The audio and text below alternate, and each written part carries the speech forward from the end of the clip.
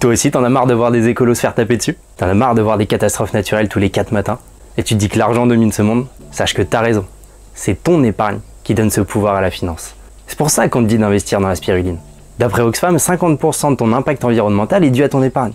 Et aujourd'hui, on va te dire pourquoi investir dans la spiruline, les spirivores, va réduire ton impact environnemental.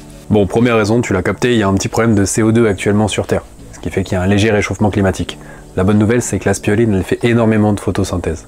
Pour produire 1 kg de spiruline, elle va consommer 3 kg de CO2. Deuxième raison, pour cultiver de la spiruline, il n'y a besoin d'aucun tracteur, aucun engin agricole, jamais de tracteur, jamais de moissonneuse, jamais de pelleteuse. Et donc du coup, on crame jamais de pétrole. Tout est fait à la main, ou alors avec des pompes électriques qui vont transférer la spiruline d'un point A à un point B, d'un bassin à l'autre ou d'une machine à l'autre. Troisième raison, au niveau de l'impact sur les sols.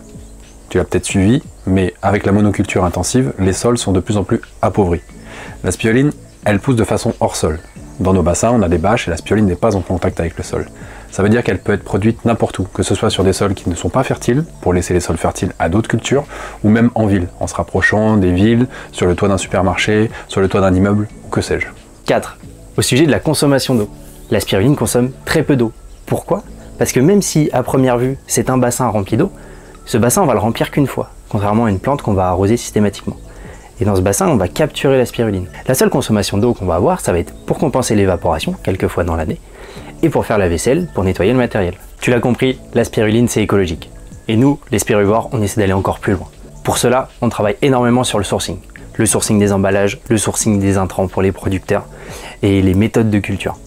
On essaie de faire en sorte que la spiruline française ait le moins d'impact possible, demande le moins de ressources possible, le moins d'énergie possible, afin d'avoir un produit qui soit durable. Et l'un des points essentiels quand on sait que 90% de ce qui est vendu en France provient de l'étranger, c'est que nous, on ne travaille qu'avec des producteurs français, bio, qui font partie de réseaux de producteurs des spirivores. Autre bonne nouvelle, cette année, avec le changement de packaging qu'on a fait et sur le choix des emballages qu'on a trouvé, on a quand même réussi à diviser par 2 le poids des emballages. Et ça, sur l'impact au niveau du transport, c'est vraiment pas anodin. Bon, tu l'as compris, la spiruline fait partie des cultures les plus écologiques qu'il soit, les plus sensées pour l'humanité et pour l'avenir.